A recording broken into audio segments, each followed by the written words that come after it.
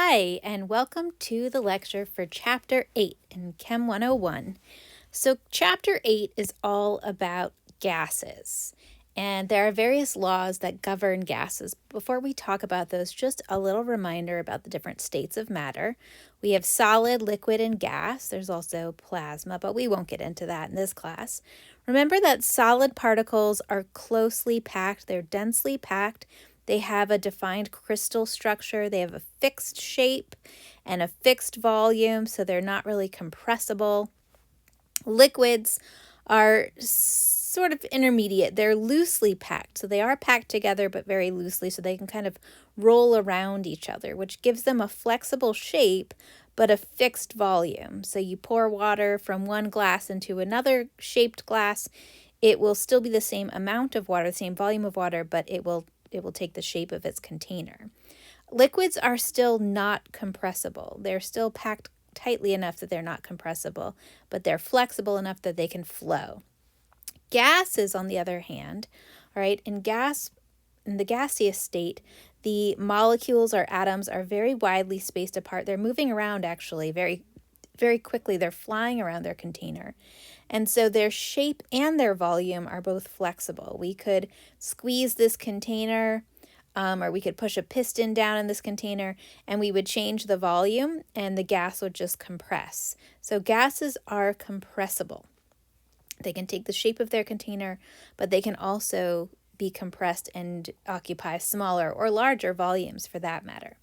So when it comes to gases, the laws that sort of govern gases are known as the kinetic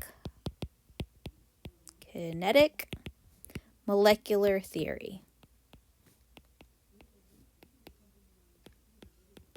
All right, and the kinetic molecular theory makes three basic assumptions. The first one, I lost my little number there. The first one is that the size of the gas particle is negligible. In other words, we think of the particles, the gas molecules, as having zero volume relative to the container they're in. So in the gaseous state, these little particles are so small and so few within the container that their volume is negligible. Kind of think of it like a handful of blueberries flying around a football stadium. All right, the amount of space the blueberries take up is negligible. I mean, even if they were oranges or even if they were cantaloupes, it would still be negligible. So even though atoms have different sizes, the size of the atom is generally negligible to the amount of space that it's in a gaseous phase. So because of that, 1 mole of any gas will take up the same amount of space. So 1 mole of helium atoms, which are really small, will take up the same amount of space as a mole of xenon atoms, even though the xenon atoms will weigh much more. They have a greater mass and a greater size. In the gas, they'll take up the same amount of space because, again, their relative size is negligible to the size of the space they take up. The second assumption is that the average kinetic energy of the particles in the gas, and kinetic energy can be abbreviated as Ke, all right, is proportional to temperature. So in other words, as the temperature goes up, the kinetic energy goes up. And so also as the temperature goes down, the kinetic energy goes down. And this is because as temperature goes up, the particles are moving faster, and so they move faster. In this case, the kinetic energy is related to the mass of the size of the particle. So the mass does matter in the case of kinetic energy, but we're really not going to get into the energy component in this chapter. Right, the third assumption is that all collisions of particles, of gas molecules or atoms with each other or with the walls of the container are elastic. And in physics, the word elastic means that they're bouncy. So in other words, think of like billiard balls when you play pool and you hit the ball, and the ball hits the next ball and they bounce off each other. So they don't crash into each other. They don't crack. They bounce. So in other words, when molecules hit the wall of the container or hit each other, they just bounce off each other into another direction. So the kinetic molecular theory, what it's describing is ideal gas behavior. All right. And what does ideal mean? It means perfect. And nothing's ever really perfect, right? There's always exceptions. And so gases are not ideal. They're not perfect. They don't always behave as they should theoretically. All right. But a lot of times they do. The conditions in which real gases will behave as ideal gases is when they are at low pressure and high temperature. Because at low pressure and high temperature, they're the most gaseous they can be, right? So they're not compressed, they're moving really fast. So that's when they're going to behave most ideally. But if you increase the pressure, so at high pressure and at low temperature, all right, high pressure, imagine you're compressing the gas, you're pushing the molecules closer together. And low temperature, you're slowing them down. So under those conditions, they start to become more like a liquid. And so at those temperatures, they no longer have ideal gas behavior. They're not really behaving perfectly like gases because they're kind of starting to transition into liquid state. So ideal gas behavior occurs under these conditions, low pressure and high temperature. So when it comes to measuring and observing gas behavior and how gases behave, it can be a little tricky because most gases are invisible. So it can be hard to measure something that is invisible. But there are things that we can measure about gases. We can measure the temperature, which we'll abbreviate as capital T. We can measure the pressure, which we'll abbreviate as a capital P. We can measure, volume, which is going to be a capital V, and we can measure the mass of a gas, which I'll abbreviate with a lowercase m, not to be confused with the lowercase m that represents meters. Okay, so mass, while we can't measure or count moles of something, we can infer it or calculate it from the mass. So mass is proportional to moles, so we can also, in a sense, measure the number of moles of a gas. Okay, so because of all those things, we can actually make quite a few observations about mass. So before we get into some of these calculations, talking about measuring these things, first we're going to talk about this one here, pressure. So what is pressure? Pressure is defined as force per unit area. This is the physics definition, all right? Or P equals F over A. F for force, A for area, all right? So gas molecules exert forces on the walls of the container that they are hitting or on the surface of something they are hitting, and therefore they exert a pressure. Atmospheric pressure is the pressure that we actually feel of the weight of the atmosphere bearing down on us. So if here is planet Earth, all right, and then here's our atmosphere, it's full of gases. I don't even know how, it's like a mile or two. I don't actually know. I'm just pulling those numbers out of my butt. But there's a lot of air that sits on top of us on planet Earth that's actually pressing down on us, all right, with 14.7 pounds per square inch of pressure. So every square inch of your body is actually feeling 14.7 pounds pushing against it. But you just don't feel it because you are sort of normalized to that, and your cells are full of fluid sort of pushing back against that pressure. So we measure the pressure of air using a tool called a barometer, which is what this is here, pictured over here. So a barometer is this is a simple barometer. The sort of first barometer was made with a petri dish full of mercury and a glass tube inverted in it. And the pressure of the atmosphere pushing down on the mercury would push that mercury up into the tube. So the greater the pressure of the atmosphere, the more mercury went up in the tube, and the higher that line of mercury would be. So at sea level, the average atmospheric pressure at sea level is defined as 760 millimeters of mercury. And that was measured using an old school barometer. All right. As we go up in altitude from sea level, so the pressure decreases. So pressure decreases as altitude increases. So like when you go up, if you hiked Mount Everest, the atmospheric pressure is much less up at higher altitudes. And this makes sense because at a higher altitude, you have less atmosphere actually pushing down on you because you've climbed up through part of the atmosphere.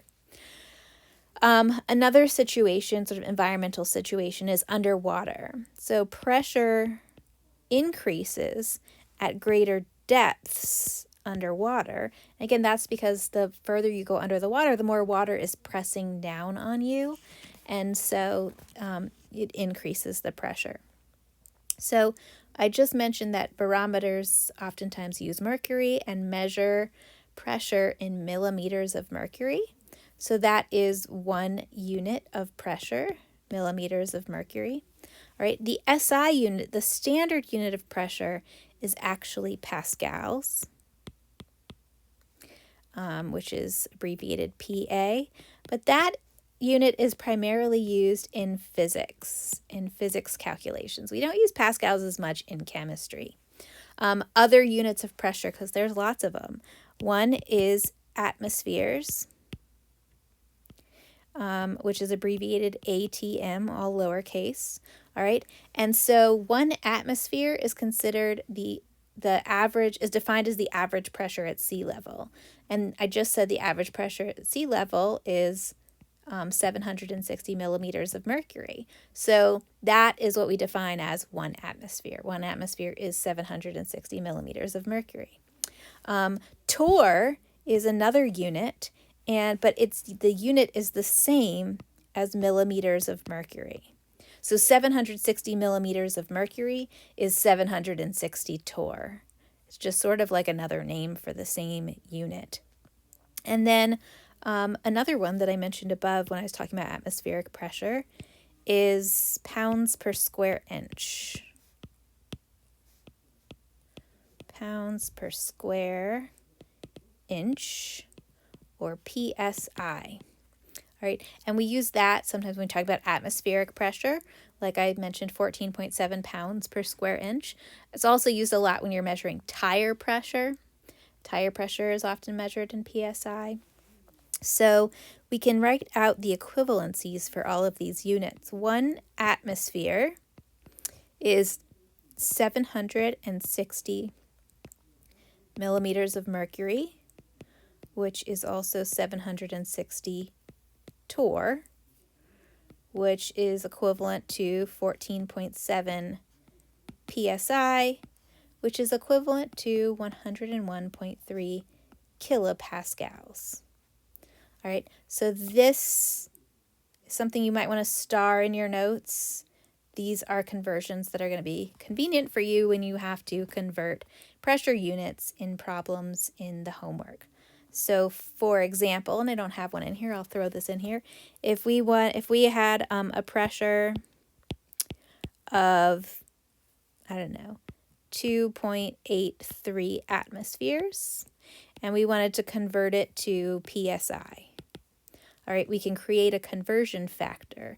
So 2.83 atmospheres, if we want to convert it to PSI,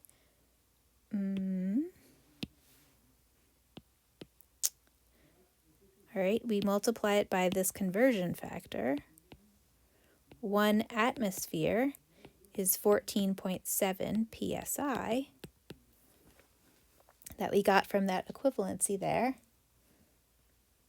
And open up my calculator. 2.83 times 14.7 is 41.6 psi. All right, so there's a simple example problem converting pressure from one unit to another unit using those equivalencies. Okay, now for some stuff about gases and their behavior. So the gas laws are different behaviors that have been observed and consistently by different scientists who named laws after them. And so I'm going to tell you the names of the laws and who found them, but I won't hold you to remembering them because I honestly never do. It's just important that you know the law. I don't care if you know who to credit it to. So the first one is Boyle's law. And Boyle noticed that volume and pressure are inversely proportional when it comes to gases. Inversely proportional means that when one goes up, the other goes down. All right, and we could write out Boyle's law like this, that volume is proportional to the inverse of pressure. So this funky symbol is a proportionality symbol, right? Volume and pressure are inversely related. The next law is Charles's law. And Charles's law relates volume and temperature. They are directly proportional, meaning when one goes up, the other goes up, or when one goes down, the other goes down. So we can write that as, volume is proportional to temperature. Right? The next one is Amundsen's law. And he said that pressure and temperature are directly proportional. So when one goes up, the other goes up, or when one goes down, the other goes down. We can write that as a proportionality constant like that mathematically. Pressure is directly related to temperature. So just to give you some examples here, to go back up to Boyle's law, all right, let's say you have a container and you have a piston in this container, all right? If you increase the pressure on the piston, that's going to move the piston down, and that will decrease the volume, okay? Volume and temperature. If you have a container and you have a little fire underneath it, all right, the particles will be moving, kind of fast. But if you turn up the heat underneath it, the particles are going to move faster, all right? And that, if you had like a movable piston here, all right, that would push up on that. Moving faster would exert more pressure and increase the volume. And same thing, it would increase the pressure. We just said it would increase the pressure, and that is Amundsen's law. Avogadro's law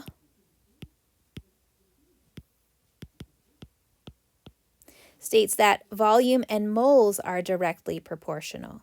So when one goes up, the other goes up. And this is kind of common sense. So volume is directly proportional to moles. This is supposed to be an N. Moles are represented by a letter N. So volume is proportional to moles.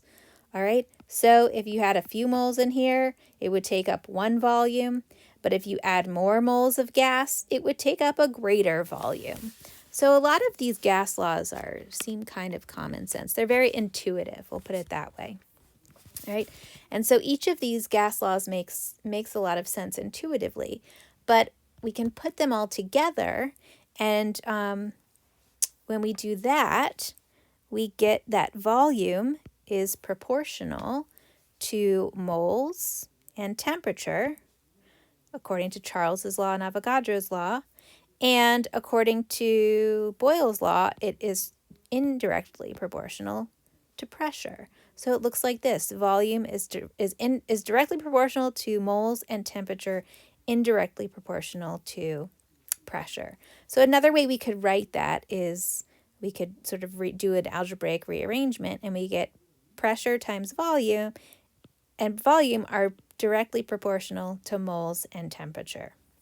All right, in math, we can replace that proportionality constant, or that proportionality symbol, with a constant, and the gas constant is represented with the letter R. And when we do that, we get an equation that is known as the ideal gas law, also affectionately called Pivnert, because it's written like this. PV equals nRT. All right, this is an important formula. We will use it throughout the chapter. You should memorize it, because if you haven't memorized it, you haven't been using it enough in practice. So what do each of these things stand for? P is pressure, specifically in atmospheres. And V is volume, specifically in liters. N is moles.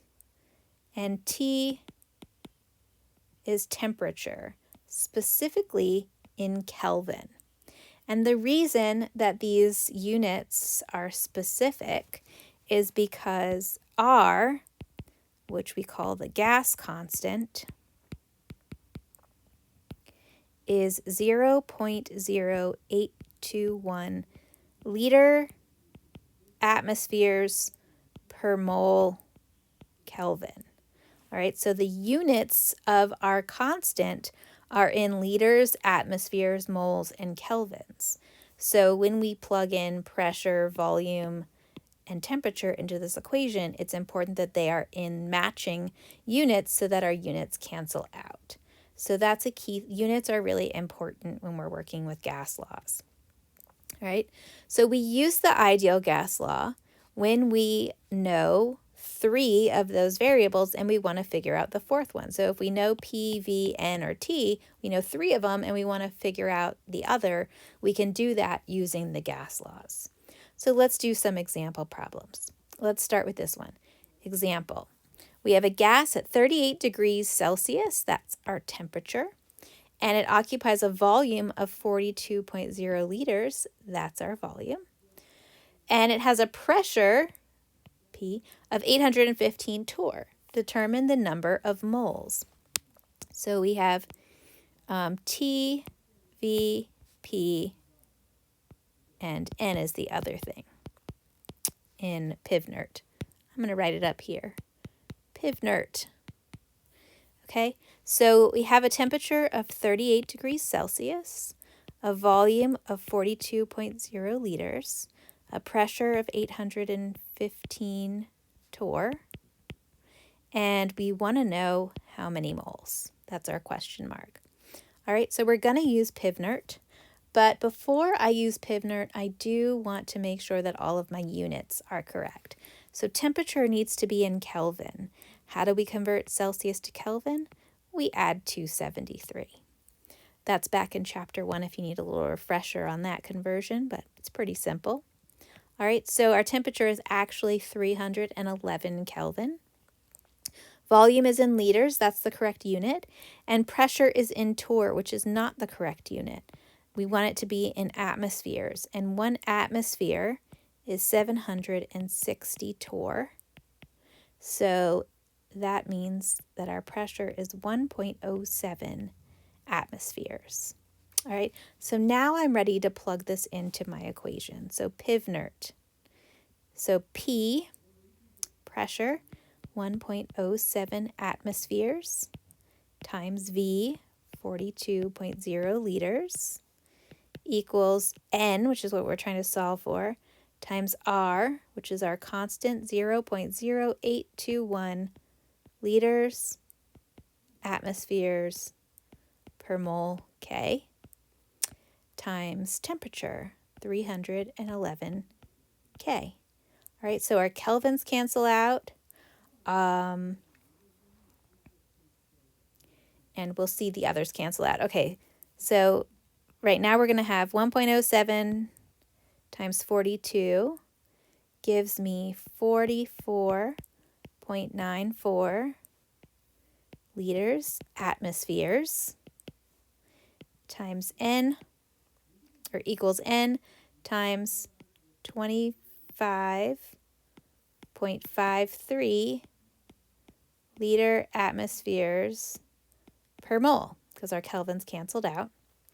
All right, so now we divide both sides by 25.53 liter atmosphere moles.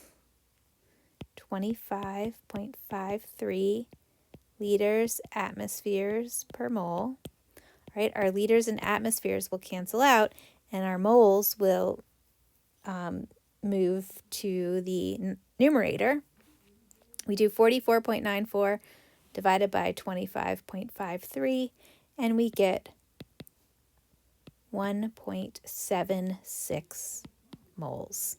All right, so all we did was PV equals nRT. We plugged in the values that we knew, and we solved for n, our missing variable. 1.76 moles is how many moles of gas occupy that volume at that temperature and pressure. All right, here's another one. How much space would 17.5 grams of NO2 gas occupy at negative 42.5 degrees Celsius, so that's a temperature, and 1 atmosphere?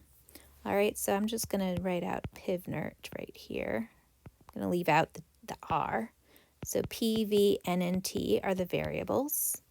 All right, so P, our pressure, according to this problem, is 1 atmosphere.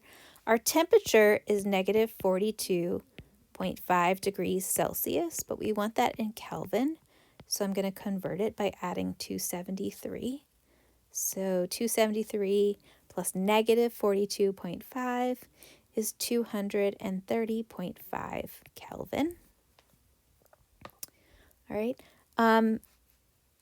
It says how much space, that's asking for the volume. Space is volume. And it tells us that we have 17.5 grams, but we need moles. But we know that we can always find moles from grams using the molar mass. Okay, so we have a mass of 17.5 grams, and we can calculate the molar mass of NO2, nitrogen plus 2 oxygens, is 46.0. Keep doing that, sorry. 46.0 grams per mole. All right, so we can calculate moles. 17.5 grams, 1 mole is 46.0 grams, so we're dividing by the molar mass, and we get 0.380 moles. All right, so I ultimately want to use Pivnert, right? We have the pressure, we have the moles, we have the temperature. We always know R because it's a constant. Now we just need to solve for V. So I personally, before when I solved it, I just plugged in everything directly into Pivnert and then solved for the missing variable. But another way to do it is to rearrange the algebra before you plug in the numbers. So you're solving for V. If we divide both sides by P, we can get V by itself. And then the math is a little bit cleaner because we don't have to do any more algebra. We've already done the algebra. So in this case, V, what just happened?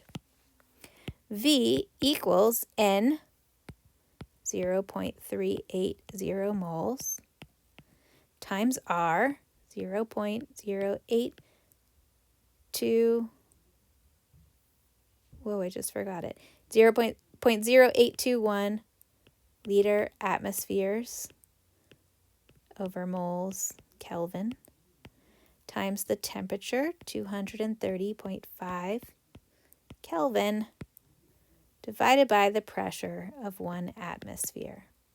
All right, our moles cancel, our kelvins cancel, our atmospheres cancel, and our answer will be in liters, which is good because we're looking for our volume.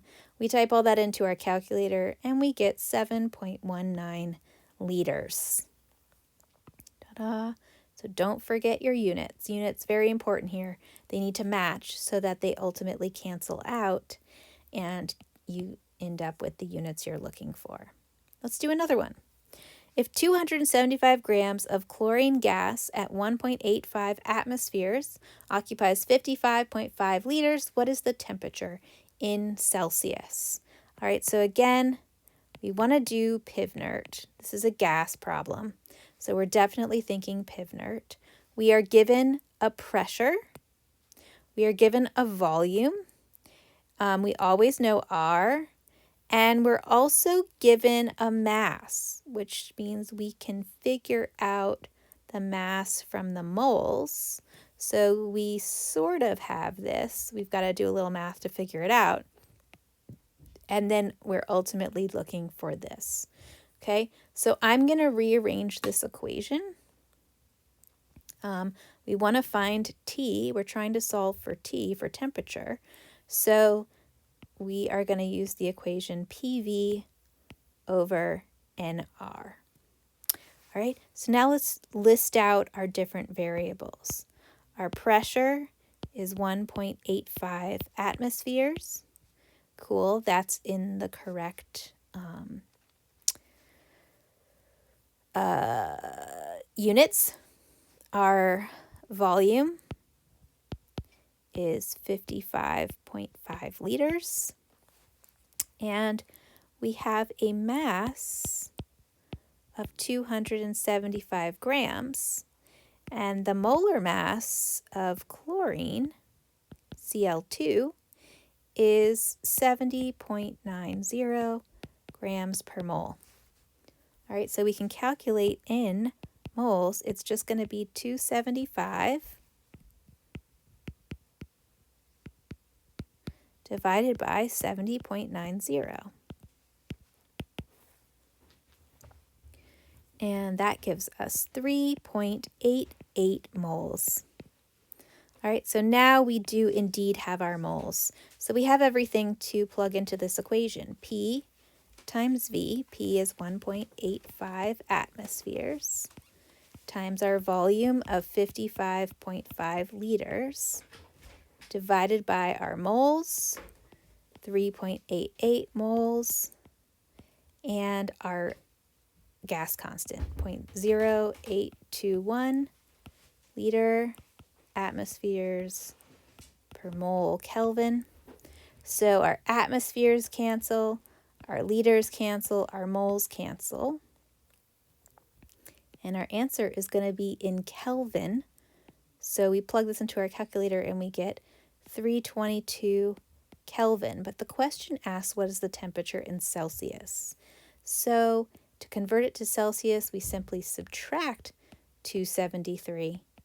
And our answer is 49 degrees Celsius. All right. Notice that we had 3 sig figs in the problem, but the last step of the problem is a subtraction problem. And so we end up with an answer that is 2 sig figs because it just is significant to the ones place. So that's how we lost a significant figure in that problem.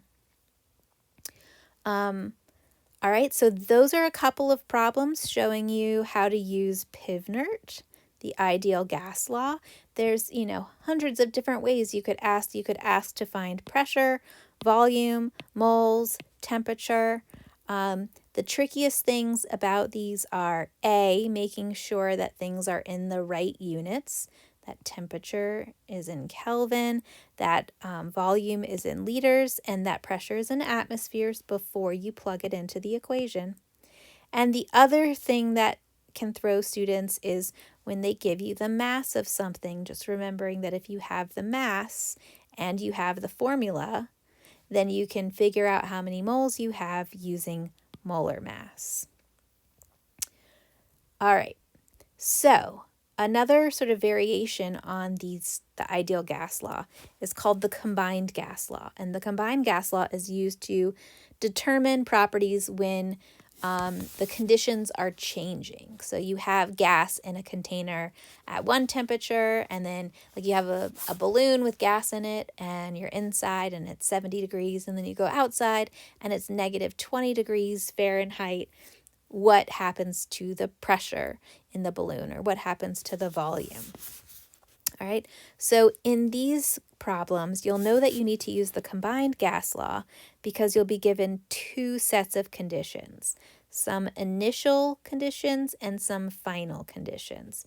So the initial ones we call P1, V1, and T1, and the final conditions are P2, V2, and T2. All right, so since in these problems, the moles will be staying constant. So in my little example that I said before, we have a balloon, all right, it's the same balloon, and initially it's at 7 degrees Fahrenheit, and we take it outside where, let's say, it's 0 degrees Fahrenheit, okay? So we have two different temperatures, and maybe we have an initial volume or pressure inside this balloon, and we want to know what is going to be the new volume or pressure inside this balloon when we change the temperature. All right, so since the number of moles of gas inside the balloon is not changing, all right, and the gas constant is not changing, all right, we can rearrange Pivnert. I'm just going to write it up here for us. PV equals nRT. If I rearrange that equation, so I have N and R by themselves, I get nR equals PV over T. All right, and that's P1 V1 over T1. Well, at our new temperature, under our new conditions, we still have the same moles and the same gas constant. So P2 V2 over T2 is going to also be equal.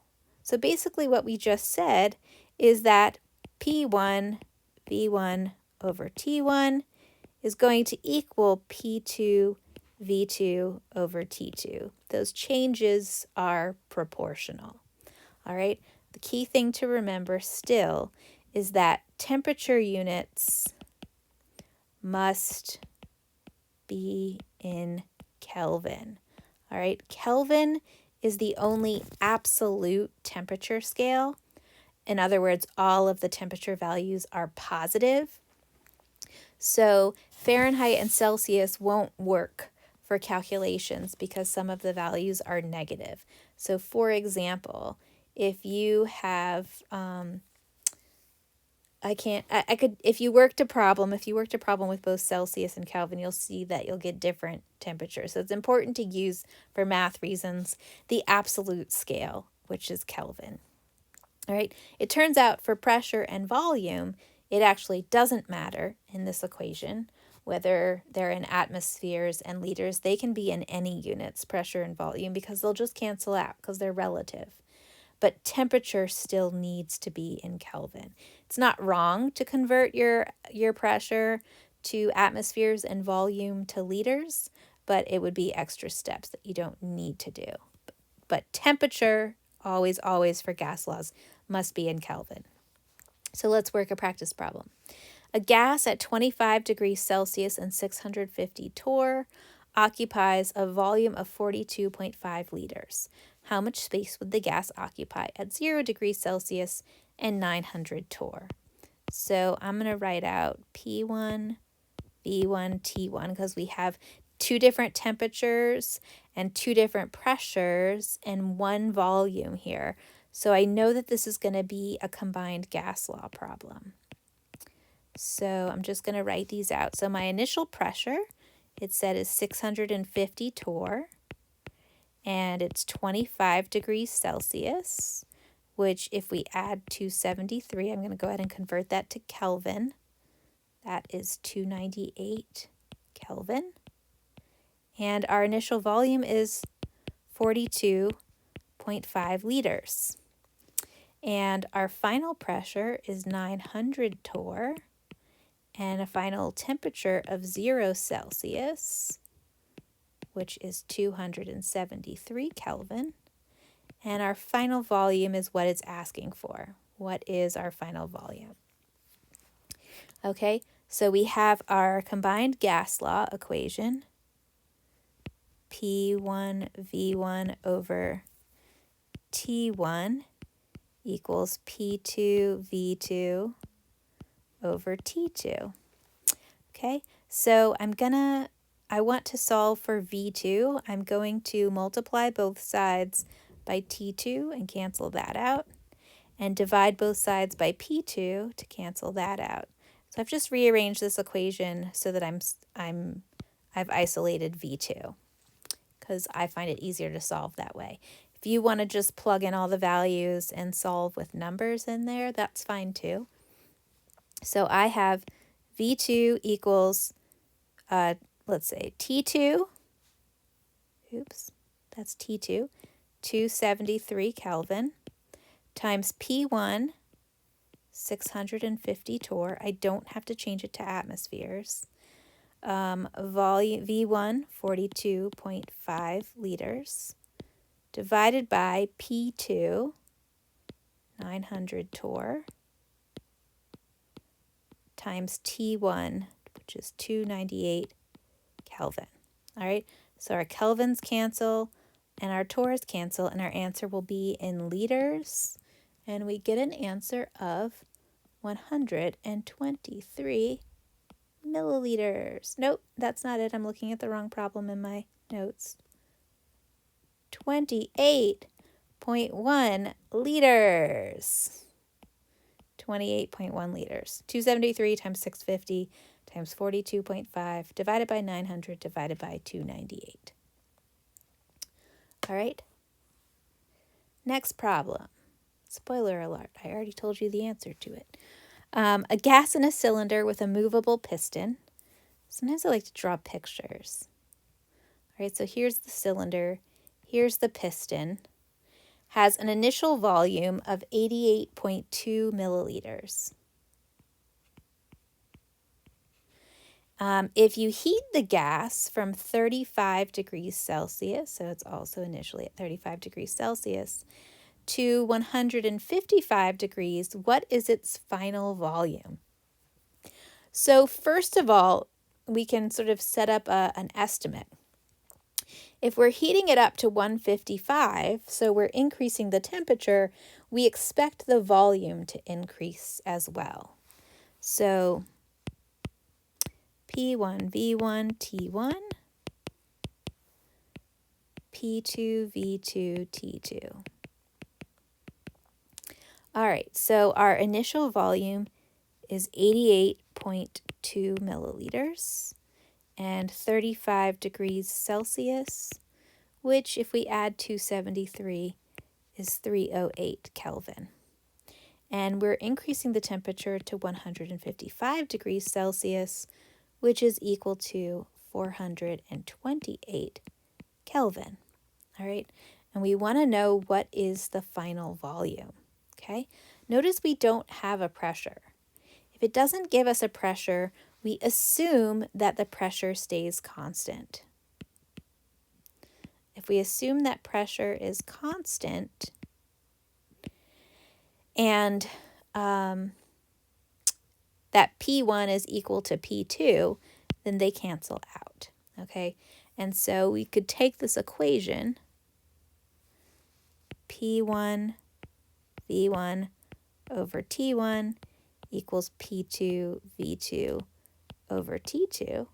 And if we cancel out P's because they equal each other, then we just get V1 over T1 equals V2 over T2. And this, by the way, is Charles's law, that volume and temperature are directly related. What you do to one, you do to the other. So, my cat is walking on me. Okay, so let's plug and chug. There's two ways you can do this one. I'm going to show you both of them. Students sometimes have different ways they prefer to do math. Okay, so one way is to just plug it into this equation as is. So our V1, 88.2 milliliters, divided by over 308 Kelvin, equals V2, which we're trying to solve for, over T2, 428 Kelvin. And then you can solve it algebraically, or you can solve it with cross multiplication, and you get V2 equals 123 milliliters, because that's the unit we're given, so that's the unit that we're working with for volume. The other way to do it is to rearrange this equation here so that you're solving for V2. So in other words, you multiply both sides by T2 and you get this equation here. And then we plug in like this, 88.2 milliliters times 428 Kelvin divided by 308 Kelvin. And we still get 123 milliliters. All right, so sometimes you'll be given two sets of conditions and one of these three things is missing. The pressure is missing, or the volume is missing, or the temperature is missing. In that case, we assume that whatever that unit that's missing is, that it stays constant. Let's try another example. In fact, feel free to pause the video and try this one yourself. All right, a person has a lung volume of 2.75 liters, which is filled with air at a pressure of 1.02 atmospheres. If they hold their breath and dive 20 feet deep where the pressure is 2.98 atmospheres, what would be the lung volume? All right, so we're given two pressures and one volume. The fact that we're given two different pressures, if we're given two different of the same thing here, then I know I want to use the combined gas law.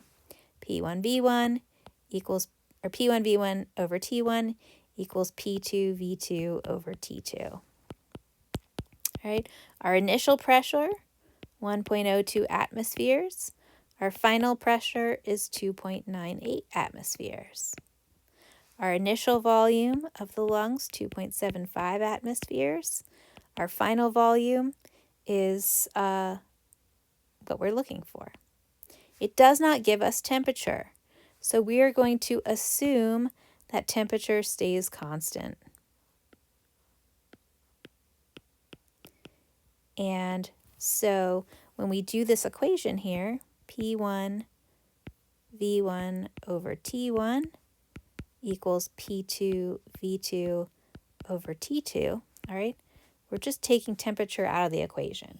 So it becomes P1 times V1 equals P2 times V2. All right, this, by the way, is the equation for Boyle's law.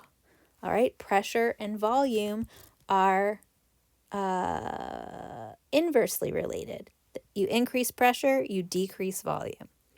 All right, so that's what we are doing here. We are increasing the pressure from 1.02 to 2.98, so we expect the volume to go down. So we'll check our answer that it does that. I'm going to rearrange this equation, so V2 equals P1 V1 over P2. Now I just plug in my numbers. 1.02 atmospheres times our volume of 2.75 liters divided by our second or final pressure. Atmospheres cancel out, and my answer will be in liters. 0.941 liters is my answer. Let's make sure that makes sense. Our pressure is going up, so our volume should go down, and it does. 0.941 is less than 2.75, so that makes sense. If we got 9.41, we would have to scratch our heads and say, well, that doesn't make sense. Volume should be going down, and then do your calculations again. I'm just going to scroll back up here because we forgot to sort of common sense check this question. So we said here that the temperature is going up. If the temperature is going up, we expect the volume to go up. And it started at 88.2 milliliters, and we got a final volume of 123. So that makes sense. We expect the volume to go up. We saw it go up, so our answer makes sense. Always good to double check your answers when you can, using that sort of, I call it common sense checking, but I guess really it's more like estimating. But you're not really estimating a number, you're just estimating which direction that number is going to go and making sure that it makes sense. All right, sometimes you'll get a problem where it says this gas, such and such gas, is at STP, or standard temperature and pressure. All right, standard temperature is defined as 0 degrees Celsius, or 273 Kelvin. And standard pressure is defined as 1 atmosphere, or 760 torr, or 760 millimeters of mercury. All right, so the molar volume of a gas, fun fact for you, is 22.4 liters. Any mole of gas at 0 degrees Celsius and 1 atmosphere pressure will take up 22.4 liters of space. This isn't like a magic number. We can derive this. We can show this if we use Pivnert. So this is just rearranged Pivnert. All right, that the volume of 1 mole of gas times the gas constant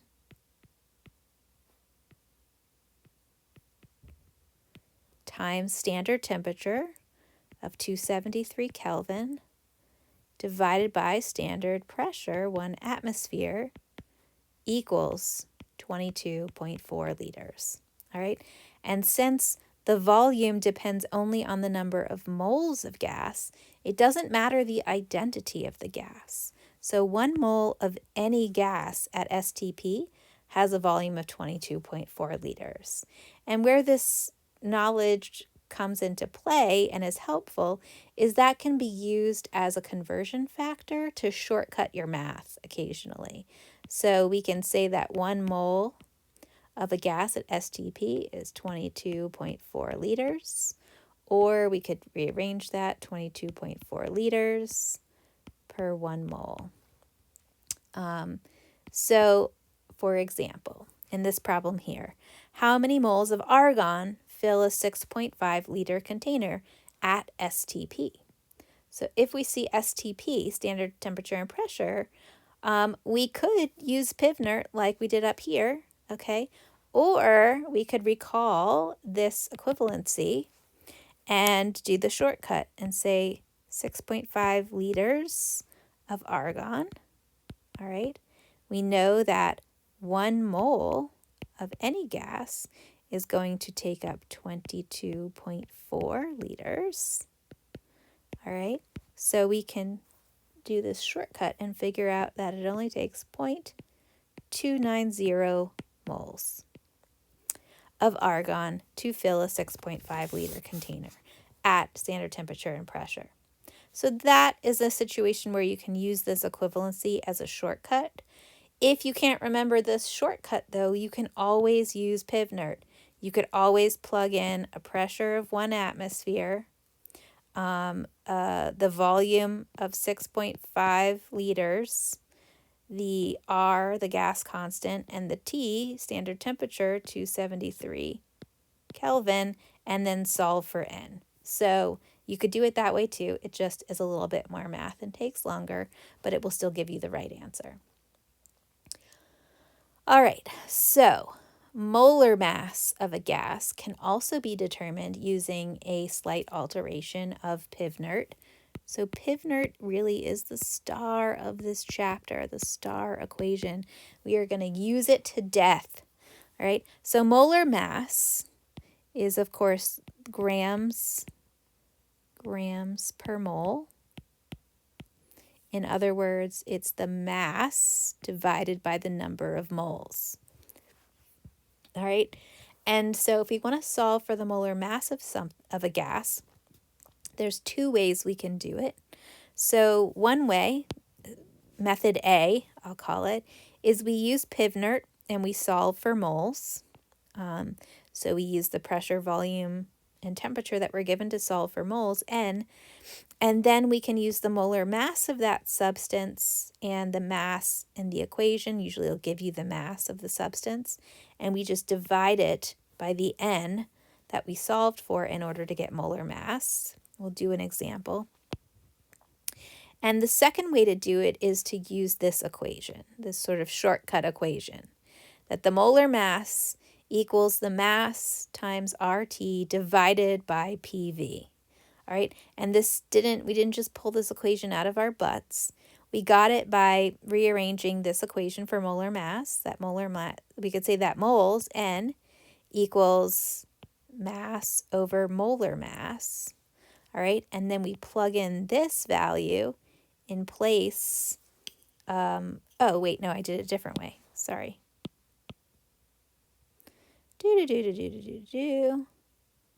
All right, same thing. So we got this equation by saying molar mass equals m over n, but we substituted for n, we took Pivnert, we rearranged it, and for n, we're putting in PV, so divided by PV over RT, so RT goes to the top. So that's where we got this from, just by substituting n in the molar mass equation with PV over RT. So either way, you're doing the same math, just two different ways of sort of structuring it. So let's do an example problem using both of these techniques. All right, what is the molar mass of 8.862 gram gas sample that occupies 268 milliliters at 45 degrees Celsius and 749 torr? All right, so I have a mass here. I have a mass of 0.862 grams, and I have a volume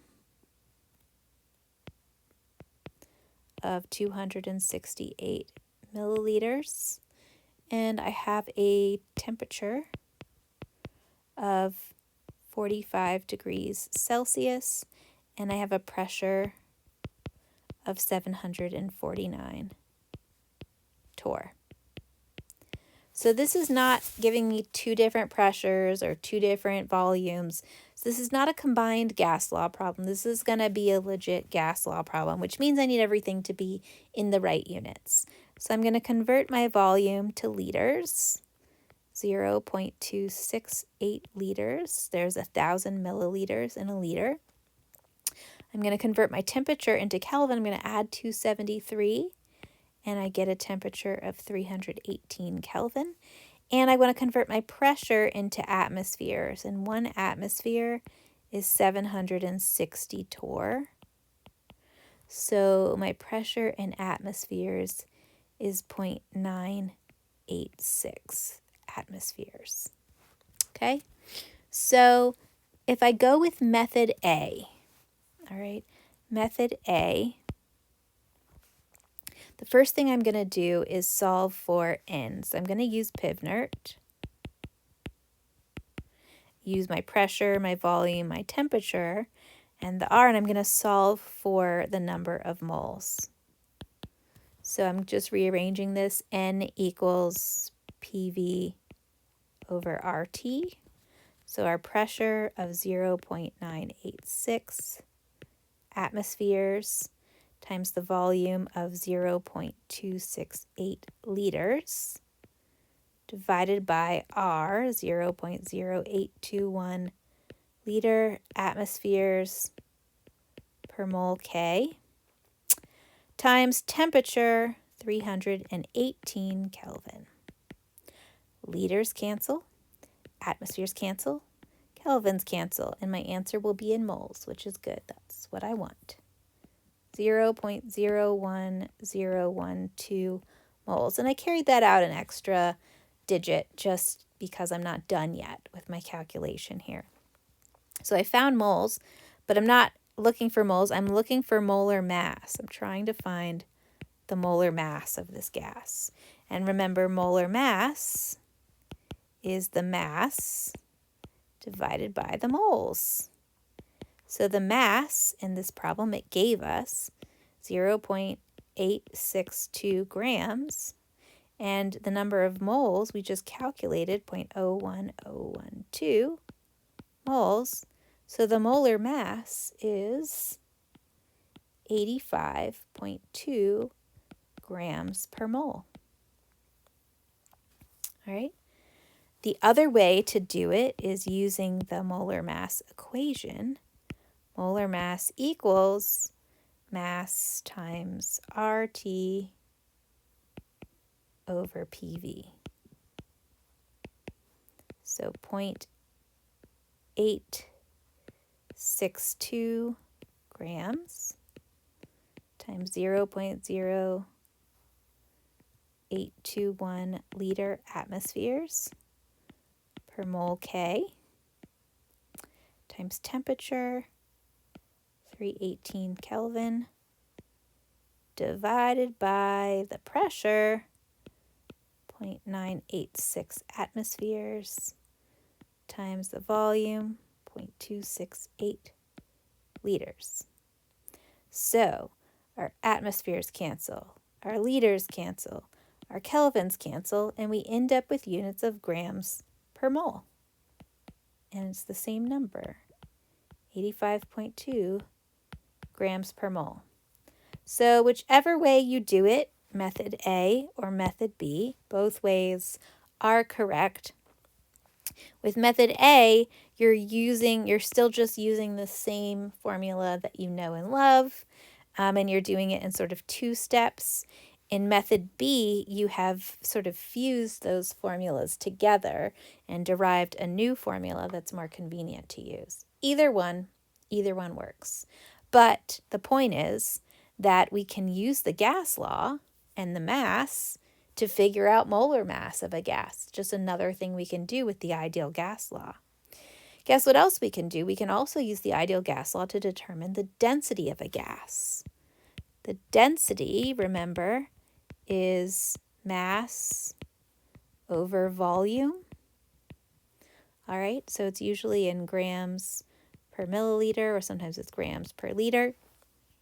All right, so again, there's two methods we can use. We can use Pivnert and solve for volume, and then use the density equation.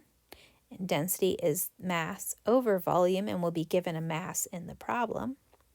Or we can derive an equation, sort of shortcut equation. So that equation is here. So density equals mass times pressure over nRT, or density equals molar mass times pressure over RT. And we can derive these equations, at least the first one anyway, if we consider that density equals mass over volume. If we substitute, instead of putting volume down here, if we substitute, because volume equals nRT over P, we substitute that in place of V, and we get this equation up here. So that's where that equation comes from. All right. So let's do a practice problem. What is the density of molecular hydrogen at negative 17 degrees Celsius and 860 torr? All right, what is the density? We want to know what is the density. And we have a pressure of 860 torr and a temperature of negative 17 degrees Celsius. So we want to convert torr into atmospheres. We divide by 760, and we get 1.1316 atmospheres. We're going to convert temperature to Kelvin by adding 273, and we get 256 Kelvin is our temperature. We don't have a mass in this case, all right, but we have a molar mass. We are talking about molecular hydrogen, H2. Remember, it's one of the Hofbrinkels, one of the diatomic gases. So it's H2, not H. So the molar mass of H2 is 2.02 grams per mole. All right. Another way to think of that is that the mass is 2.02 grams and the moles equal 1 mole. So now we can use one of these equations up here. I'm going to use this one, our density. Actually, I'm going to do it both ways. That's what I like to do, show you both ways to do this. All right, so method A. If we use method A, we use Pivnert to solve for volume. So I'm going to rearrange this. Volume equals nRT over P. So we get 1 mole, because remember we're using an N of 1, times 0.0821 liter atmospheres per mole K, sorry, that's sloppy, times the temperature of 256 Kelvin, all divided by a pressure of 1.1316 atmospheres. Atmospheres cancel, moles cancel, kelvins cancel, and we get a volume of 18.57 liters. And I'm carrying it out an extra sig fig there. And since density equals mass over volume, our density is that mass component of the molar mass, 2.02 grams over 18.57 liters, which gives us a density of 1.09 grams per liter. Okay? And that's through method 1, using Pivnert to find volume and then plugging that volume into the density equation. The other way to do it is to use one of those special derived equations. The easiest one is density equals molar mass times pressure divided by RT.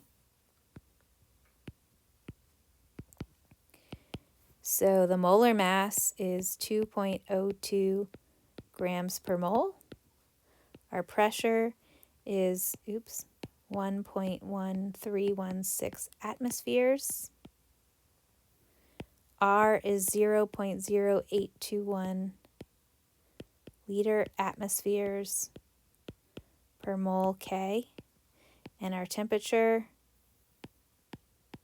256 Kelvin. Cancel out my units. Moles and moles. So we get units of grams per liter. Again, it'll be 1.09 grams per liter. So whichever method you use, it should get you the right answer. It's just a question of which one occurs to you, really. Which one occurs to you first to use. They're both equally correct. Alrighty, so that's gas laws. Heavy use of Pivnert. All right, but gas equations occur, and we can in a lab when you're performing a reaction, that produces a gas.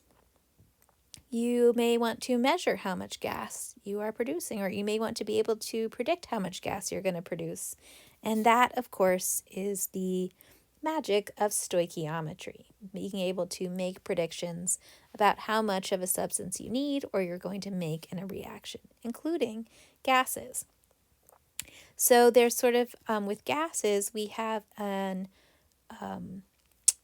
version of stoichiometry that we can use. So normally when we think of stoichiometry, we think of grams of A, and we want to find grams of B. We have to first go through moles. So we have to figure out how many moles of A that is. Then we can figure out how many moles of B we have. And then we can figure out how many grams of B we have. Okay? Well, when we're working with gases, we can, instead of figuring out grams, we can use Pivnert. If we have PV and T of A, we can figure out N, right? We can solve for N and we can figure out moles of A that way. And if we are producing a gas, we could figure out what the pressure, volume, and temperature of that gas is going to be if we know 3 of those different variables. If we know the moles, and then 2 of these, PV or T. Okay, so this is sort of a way that we can do stoichiometry with gases. Remember when it was, so actually let's do like this. So, okay, so when you're working with solids, we tend to do stoichiometry from grams. When we're working with solutions, liquid solutions, all right, we use volume to get moles. We use volume times concentration.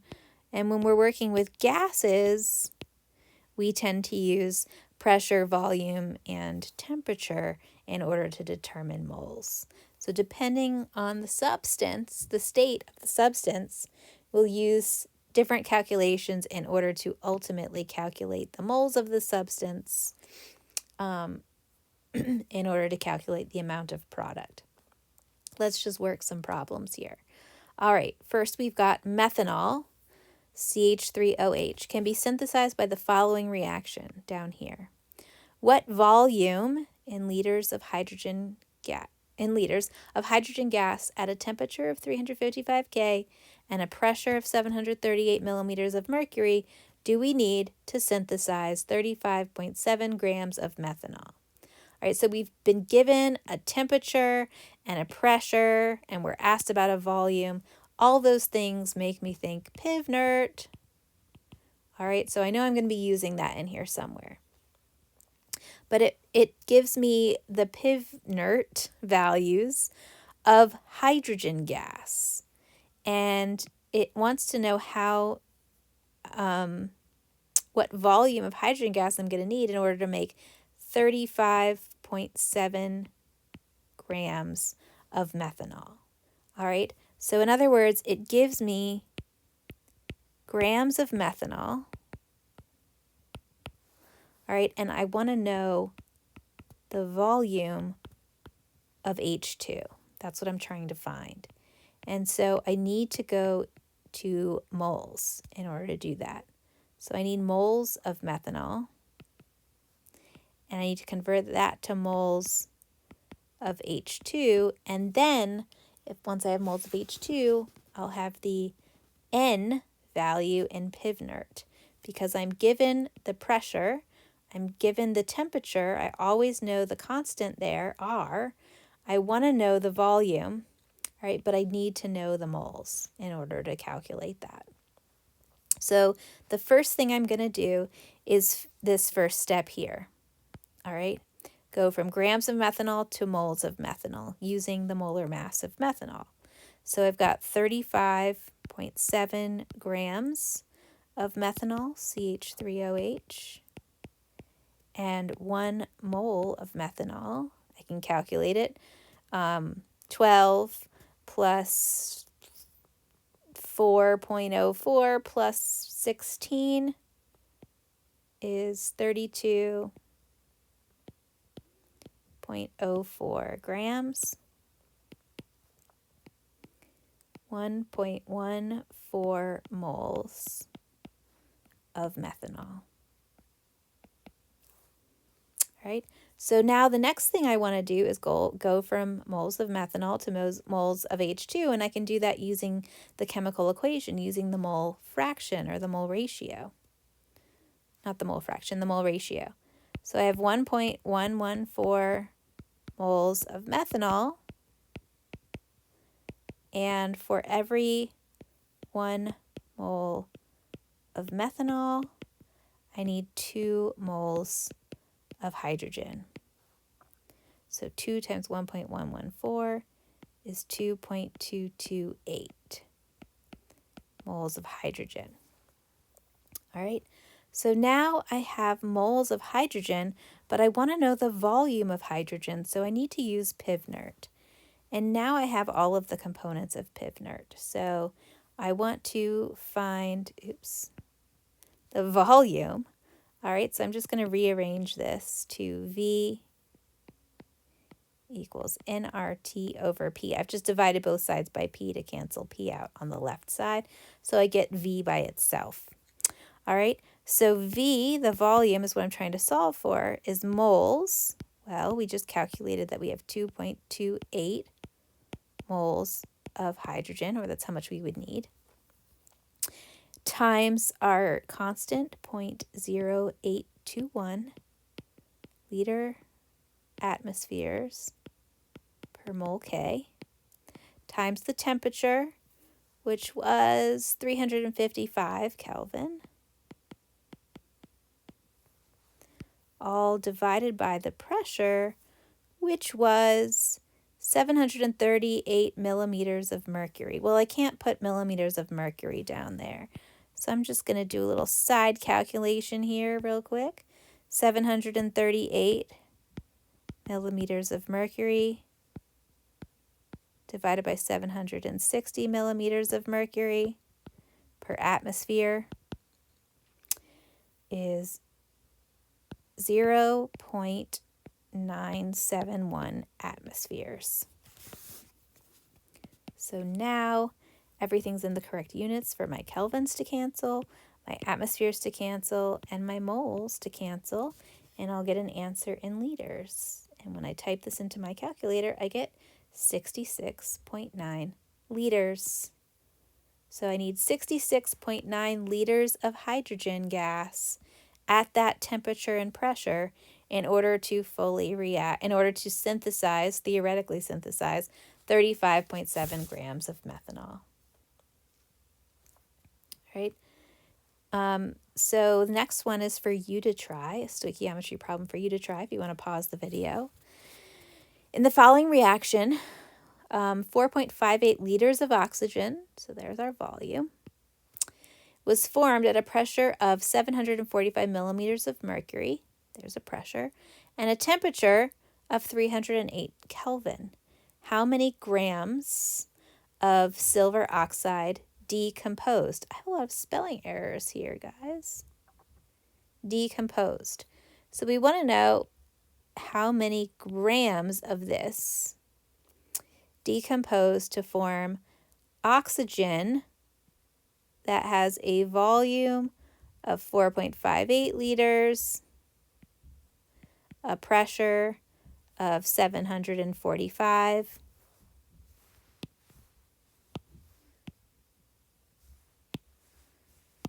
whatever, I'm going to write this out on the side. All right, so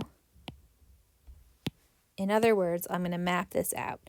We have a pressure, volume, and temperature for oxygen, all right, and we want to know what is the mass in grams of silver oxide. All right, and to do that, we always need to go through moles. So we need to figure out how many moles of oxygen we have and how many moles of silver oxide. And then we can convert that into grams. So we need to do Pivnert in order to figure out how many moles of oxygen we have. So the first thing we're doing, find moles of O2 using Pivnert. All right, and again, I like to rearrange Pivnert. So I isolate the nitrogen.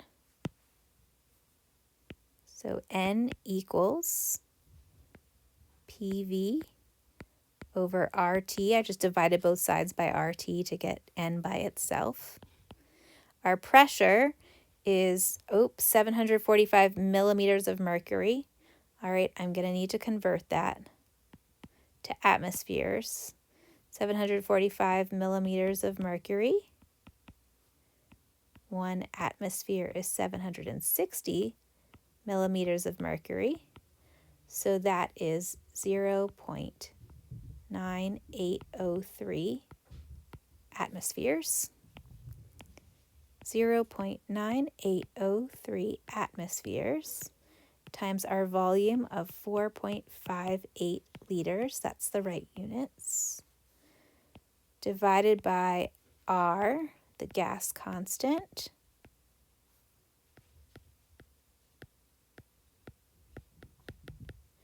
and our temperature, which is already in Kelvin, which is nice.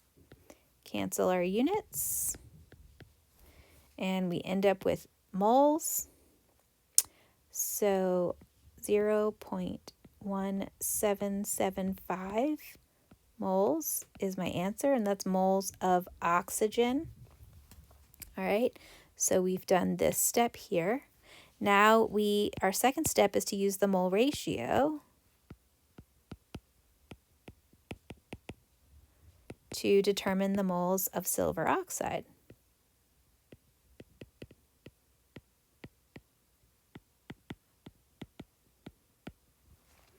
So we have 0.1775 moles of O2. And we know from the equation that we make 1 mole of O2 for every 2 moles of silver oxide. And then that means,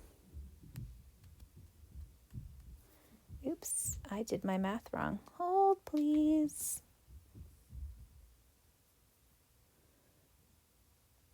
Point 1775 times 2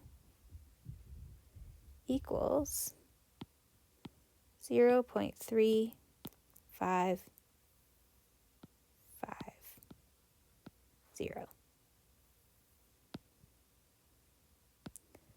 moles of silver oxide. All right, and then the next step, step 3, is to figure out what the mass of that many moles is using the molar mass. Use molar mass to find grams of silver oxide. So we have 0.355 moles and 1 mole of silver oxide using masses from the periodic table is 231.74 grams. So our final answer, 82.3 grams of silver oxide. All right, so these stoichiometry problems with gases do get a little confusing because you're kind of switching from Pivnert to stoichiometry using mole ratios and molar masses. The key is knowing the steps that you need to follow. Always, always, you're trying to find the moles of one thing in order to relate it to the moles of the other thing. The last part of this chapter that we're going to talk about are pressures of gases in mixtures. So a lot of gases are not pure, they are mixtures. So the air we breathe, for example, is a mixture of nitrogen gas and oxygen gas and argon and carbon dioxide and other gases. And each of those gases in a mixture, if you were to blow into a balloon or something, if you filled a container with air from the atmosphere, then there would be pressure exerted on that container by each of these gases. So we say that each gas in a mixture exerts a partial pressure. So we could say that in that container there's a pressure of nitrogen and there's a pressure of carbon dioxide. All right? And Dalton's law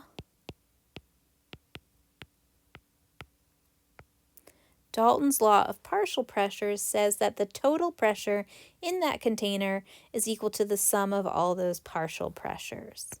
So Dalton's law can be written out as an equation. The total pressure, P total, equals the partial pressure of gas A plus the partial pressure of gas B plus the partial pressure of gas C, and so on and so forth, depending on how many gases are in the mixture. So it's the sum of all the partial pressures. So here's a simple problem. A gas contains a mixture of fluorine and chlorine gas. The total pressure is 1.5 atmospheres. The partial pressure of chlorine is 0.9 atmospheres. What is the partial pressure of the fluorine gas? Well, in this case, our P total is equal to the partial pressure of the fluorine gas plus the partial pressure of the chlorine gas. We know the total pressure, it's 1.5 atmospheres, and we know the pressure of chlorine, so a simple subtraction problem will tell us what the pressure of fluorine is. So the total pressure, 1.5 atmospheres, minus the pressure of chlorine, 0.90 atmospheres. The partial pressure of fluorine is 0.60 atmospheres.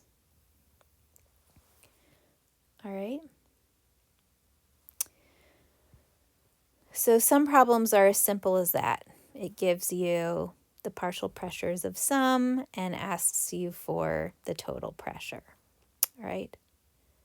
But sometimes we need to use some Pivnert.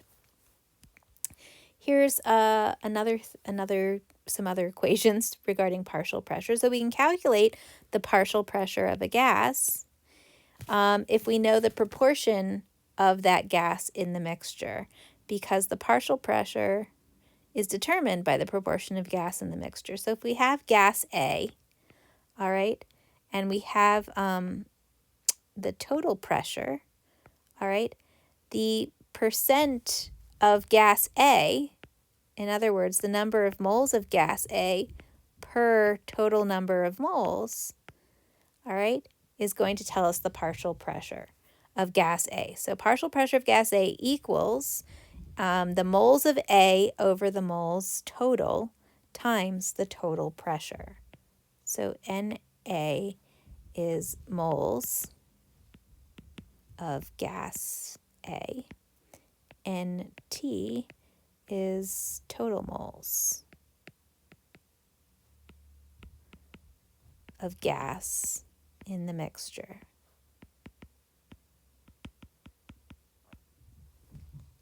All right, another way to represent this equation is to write the partial pressure of gas is equal to this funky looking x, which is the Greek letter chi.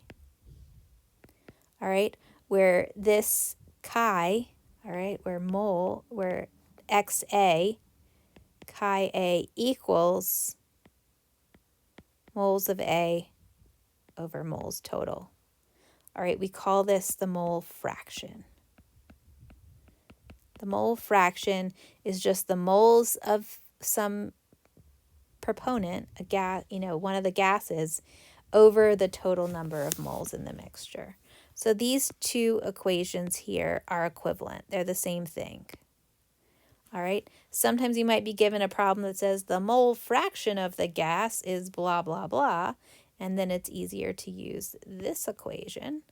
But if you're given total moles and moles, then you might want to use this equation. Either way. Okay, let's work a problem.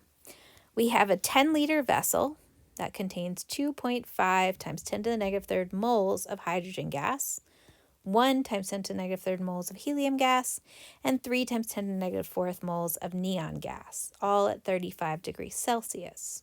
What are the partial pressures of each of the gases?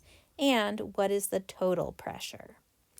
All right, so you look at a problem like this and you're like, oh my gosh, where do I begin? So we're given moles of different gases. We're given a volume and a temperature. So I'm thinking I'm going to need to use Pivnert. All right, that's one thing. But it's a mixture of different gases, and it's asking me about partial pressures. So the two equations that deal with partial pressures are the partial pressure equation. And it also, in order to do that, you need the total pressure, and it asks me what's the total pressure. So another equation is Dalton's law here.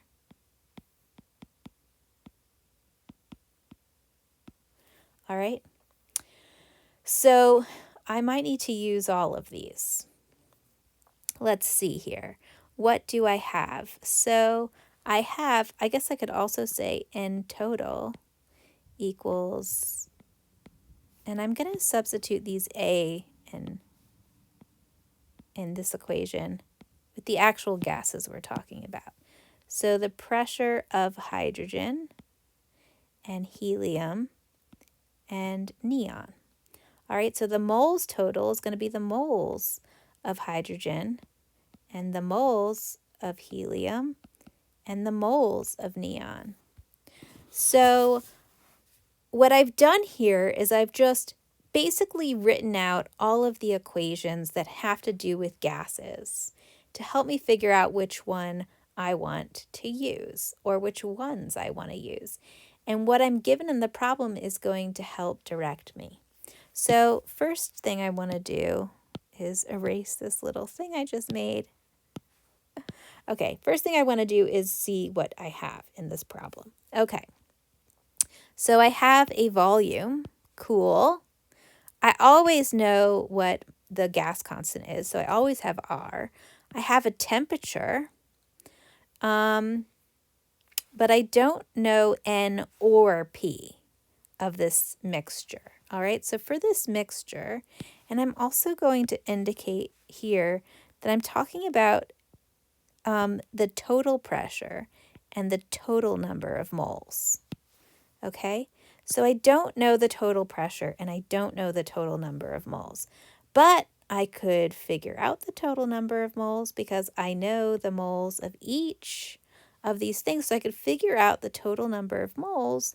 Then I could plug it into this equation and I could solve for the pressure, the total pressure. All right, because then I could use this equation here. I could find the partial pressure because I know the amount of moles I have. I can solve the total number of moles and I can solve the total pressure.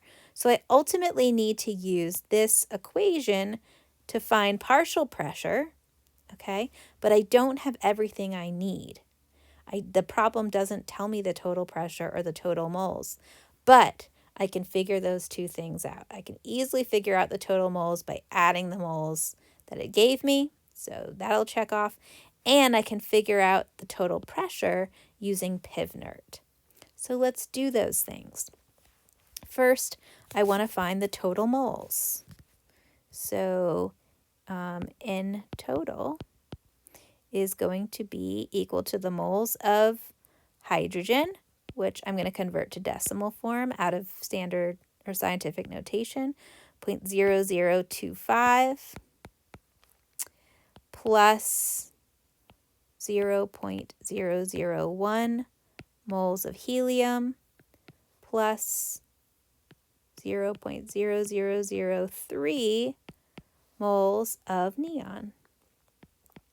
So in total, I have 0.0038 moles total.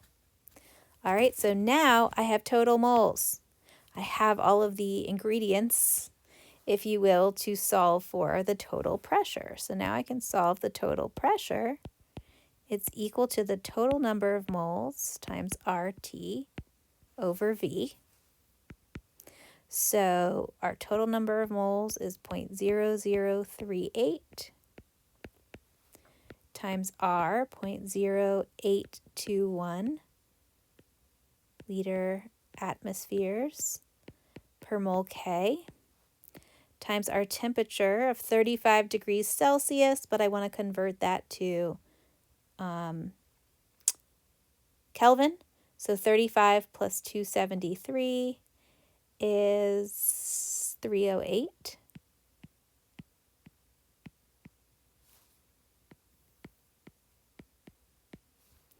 Divided by our volume, which is 10 liters. And so our total pressure we get is 9.61 times 10 to the negative third atmospheres. I did put that one in scientific notation. So that could also be written as 0.00961 atmospheres. All right, so now I have everything I need to find partial pressures.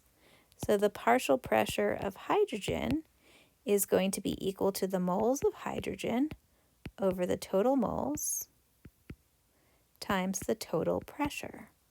So our moles of hydrogen is given in the problem, 0.0025, divided by our total moles, which we solved with some addition. That's our mole fraction right there, times the total pressure, 0.00961 atmospheres. So our answer for the pressure of hydrogen is 0.00632 atmospheres. Now for the pressure of helium, same thing, it's going to be the moles of helium over the moles total times the total pressure. So our mole fraction of helium is 0.001 moles of helium over 0.0038 moles total times our total pressure of 0.0061 and 0.00253 atmospheres. And then the partial pressure of neon, we're going to set up the same way. So it was 0.0003 moles of neon over total moles. So our mole fraction times the total pressure. And we get 0.000759 atmospheres. All right. And these should all add up to our total pressure of 0.00961. And they do if we add them all up. And so that's just another way to check that your answers are correct. Make sure that they add up to the total pressure. But these are the partial pressures for each of the gases, for hydrogen, for helium, and for neon in that mixture. All right, let's do another sample problem. A gas mixture contains 2.05 grams of nitrogen gas and 0.66 grams of oxygen gas in a 1.2 liter container at 20 degrees Celsius. Calculate the partial pressure of each gas. If I want to know the partial pressure of the gas, let's say nitrogen, all right, then I know I want to use this equation. This is the partial pressure equation. All right, so I need the P total, the total pressure, and I need the moles of nitrogen, and I need the total moles, okay? Well, it doesn't give me any of those things in the problem, but it does give me the mass of nitrogen, and so I could use that to figure out moles of nitrogen. And it also gives me the mass of oxygen, so I could use that to figure out moles of oxygen. And then I could figure out the total moles by adding them together.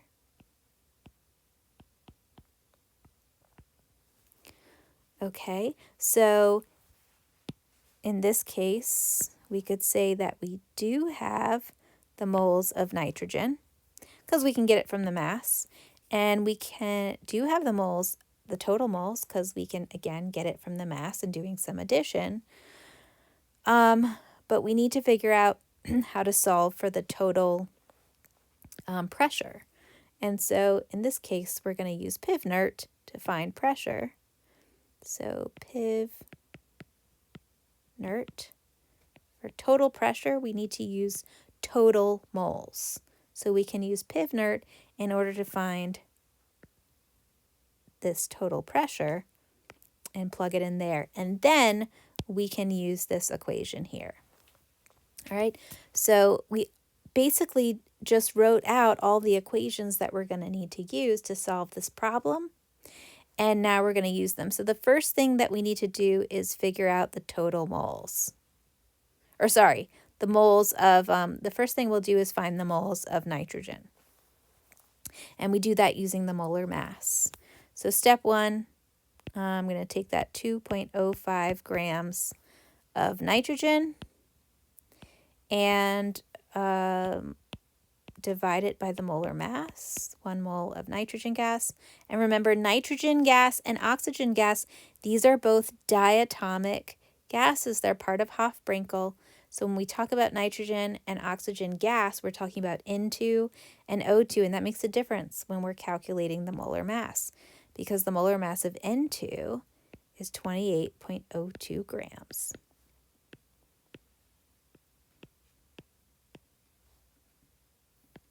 So that's 0.0732 moles of nitrogen gas. And we can do the same for the oxygen gas. Divide by the molar mass, which is going to be 32. Oh, sorry, I've got a cat walking on me again. 32.02 grams. Oh, sorry.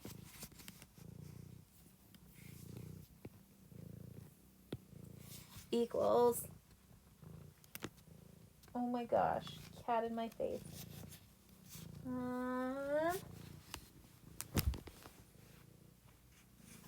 0.026 moles.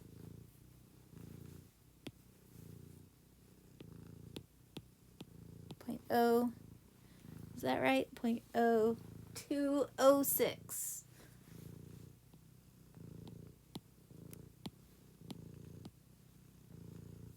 All right, so then our total moles would be just adding those two together. And if I didn't have a cat in my face right now, 0.0938. I'm sorry I don't have my video and you can't see how comical this is. That is our total moles. All right, so we figured out how we've got our moles of nitrogen, but we also figured out total moles right there. So I've got those two things. Now I need to find P total using Pivnert. So I'm just going to rearrange Pivnert. So P total equals N, the total moles, times R, times the temperature, divided by the volume. Our N total is 0.0938 moles, that we just calculated, times R, 0.0821 liter atmospheres per mole K. Can you hear my cat purring? She's really jealous of the iPad right now.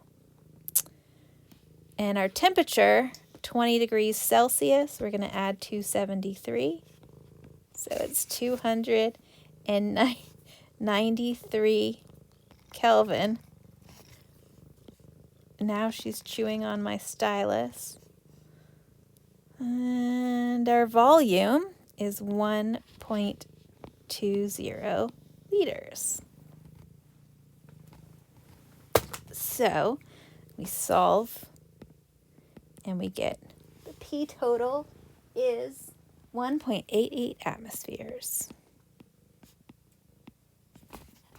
Alrighty, so now we have our moles of nitrogen, our moles total, and our total pressure. So now we can figure out the partial pressure. We can actually do it for both of them. So we're going to find the partial pressure of each gas. For nitrogen, it's going to be the moles of nitrogen over the moles total times the total pressure. Oh my gosh, Athena, I love you, get off me. So our moles of nitrogen that we calculated, we said that we had 0.0732 moles of nitrogen, and our total moles was 0.0938 moles, so that's our mole fraction, and we calculated the total pressure to be 1.88 atmospheres. And I'm going to do the setup for oxygen as well, and then I'll do the calculations. Moles of oxygen over moles total times the total pressure. We had 206 moles over 0.0938 moles times the total pressure of 1.88 atmospheres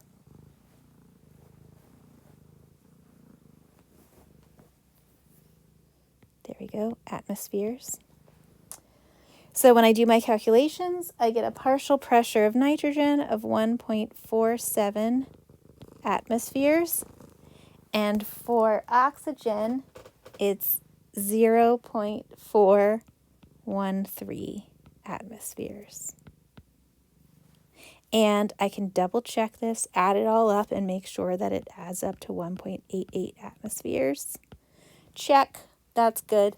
Good sign. All right. So it asked us what is the partial pressure of each of the gases. And we got the partial pressure of nitrogen is 1.47 atmospheres. And the partial pressure of oxygen is 0.413 atmospheres. And like I said, I just did a double check that they added up to equal the P total of 1.88 atmospheres. All right, and I've got one more. Nope, I've got a couple more practice problems for us.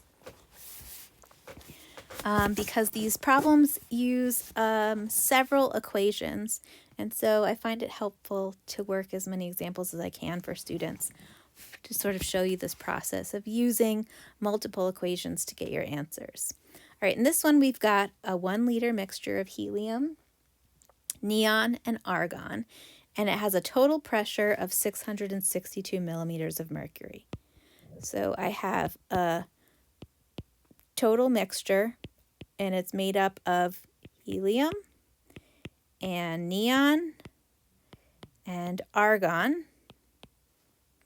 And that I've been told what the total pressure is, so I know that. All right, if the partial pressure of helium, so partial pressure of helium would be moles of helium over moles total times the total pressure. And it tells us this, that the partial pressure of helium is 341 millimeters of mercury. And I've also been told the P total. The partial pressure of helium, okay, so I've got that. And the partial pressure of neon, it's telling me that as well. It wants to know what mass of argon is present. Okay, so I have this equation, this first equation, where I can solve for the partial pressure of argon. So that's the first thing I'm going to do, solve for the partial pressure of argon. If I know the partial pressure of argon, well, I still have too many missing factors in this equation here, so I don't think I'm going to be using that partial pressure equation, but if I know the pressure of argon, I can use Pivnert,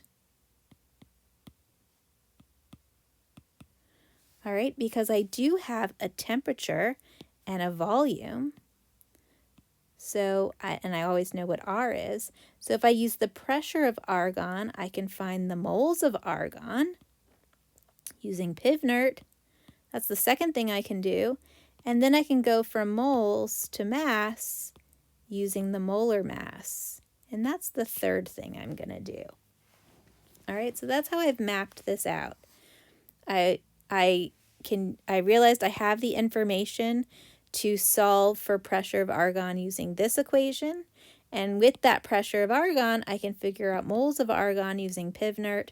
And if I know moles of something, I can figure out the mass of it. So those are the steps I'm going to follow. I'm going to go back to blue. And my cat has left me alone finally. So the first thing I'm going to do is use that equation to figure out the pressure of argon.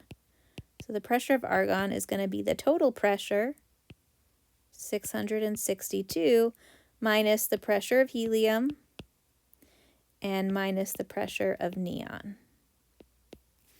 So the pressure of argon is 209 millimeters of mercury. All right, now I can use that pressure in order to figure out the moles of argon. So I'm going to use Pivnert, using the pressure of argon and the moles of argon, to find the moles of argon. So I'm just going to rearrange that equation. I want to find moles of argon. So that's going to be pressure over volume, or pressure times volume over R times T. So that pressure, 209 millimeters of mercury, is in the wrong units. I want to convert that into atmospheres. So I'm just going to do that up here. 1 atmosphere is 760 millimeters of mercury. So that is no, that's not right.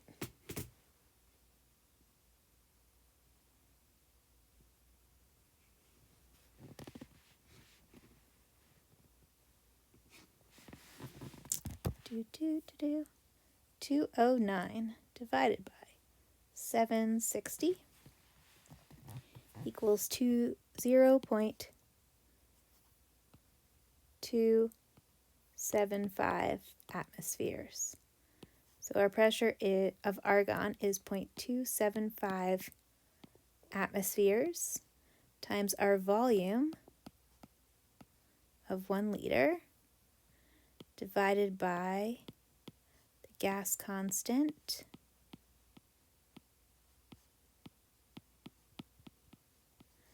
and the temperature, which is conveniently already in Kelvin. So I end up with, I did my calculations wrong in my notes, so I'm just recalculating.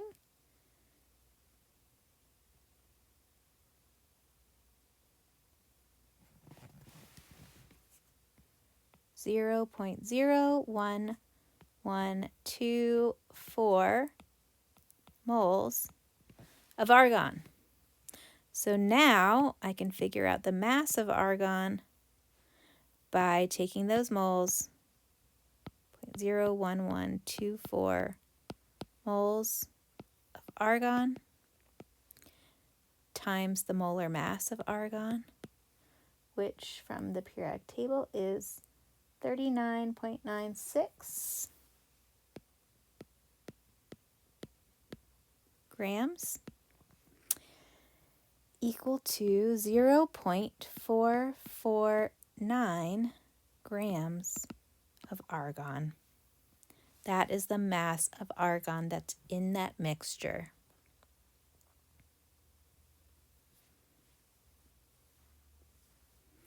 Gave you a whole page for that work. Didn't quite need it. All right, the last one is one for you to try by yourself. See if you can figure out how to do this problem before you watch me solve it. All right, a sample of hydrogen gas is mixed with water vapor. So we have H2 gas and we have H2O gas. The mixture has a total pressure of 755 torr. So I'm given a total pressure of something. So I'm going to go ahead and write out this equation. Total pressure is going to be the partial pressure of hydrogen plus the partial pressure of water. I already know that about this equation. And I know that the partial pressure of either of these gases, like H2, is going to be the moles of H2 over the moles total times the total pressure. All right, and I also know this beloved ideal gas law equation of Pivnert. So I'm just going to go ahead and write all those out. And then I'm going to kind of go through and catalog what I have in this problem. All right, the mixture has a total pressure of 755 torr. So I know the total pressure. So I have that, All right. The water vapor has a partial pressure of 24 torr. Oop, I know the partial pressure of water. Cool. What amount in moles of hydrogen gas is contained in 1.55 liters, I have a volume, of this mixture at 298 K. So I have a temperature, and I always have the gas constant. Okay, so of these equations, the only one that I have enough variables to solve is the first one. So with the first one, I could solve the pressure of hydrogen, which is good because I ultimately want to know how many moles of hydrogen gas. So I'm ultimately trying to solve for this, NH2. All right, so if I do this equation first, all right, then I will have the pressure of hydrogen, and then I could, still don't have enough information for this equation though, because I don't know the total moles. But if I know P total, all right, then I could solve for N total. I could do that second, and then I will have this so that I can ultimately solve for the moles of hydrogen as the third step, okay, using this equation. So I'm going to be using 3 different equations in 3 different steps. So the first step is Dalton's law of partial pressures. So P total minus our pressure of water, vapor, is going to equal our pressure of hydrogen.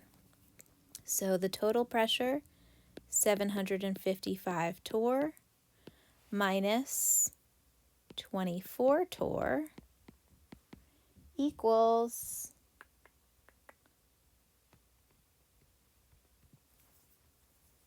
731 torr.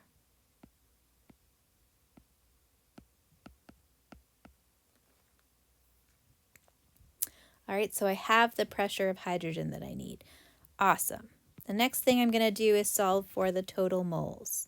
So I'm going to use Pivnert with the total moles,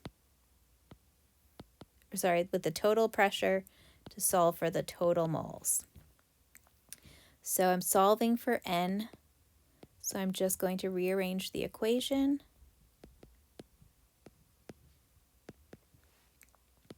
And plug this in. Our total pressure was 755 torr. I don't want it in torr though, I want it in atmospheres. So down here I'm just going to do a little conversion. All right, the pressure in atmospheres is 0.9934.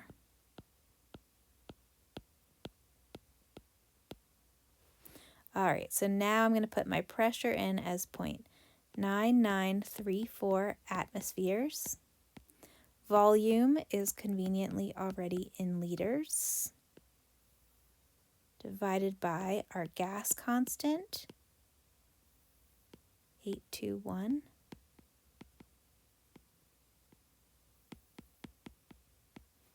And our temperature, which is 298 in the problem. Atmospheres cancel out, liters cancel out, kelvins cancel out, and my answer will be in moles. So I get total moles 0.06294 moles total. All right, so now I have this feature. So now I have the pressure of hydrogen, 731 torrs. I have the total pressure because it gave me that in the problem. And I also just solved for the total number of moles. So now I can solve for what it's asking for, the moles of hydrogen. So the third thing I'm going to do is use this equation for partial pressure. So pH2 equals NH2 over N total times the total pressure. So the pressure of hydrogen is 731 torr. And I'm trying to solve for N, the moles of hydrogen. The total moles was 0.6294. And the total pressure is, in the problem, 755 torr. So I'm going to divide both sides by 755.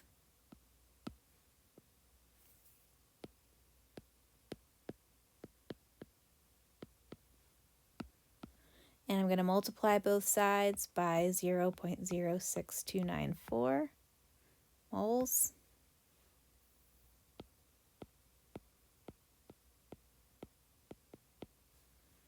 And our torrs will cancel out. And I'm solving for moles. So 0.06294 times 731 divided by 755 equals 0.0609. 0.0609 moles of H2. All right, and this makes sense. I'm just going to point out that a majority of the pressure is coming from hydrogen. So out of 755 torr, only 25 torr came from the water vapor. 731 torr came from the hydrogen. So if we have a total of 0.6294 moles, it would make sense that 0.0609 moles of that is hydrogen. A majority of that is from the hydrogen. So hopefully you tried this problem yourself and you got this answer. If not, if you're struggling, you know where to find me in office hours. The end.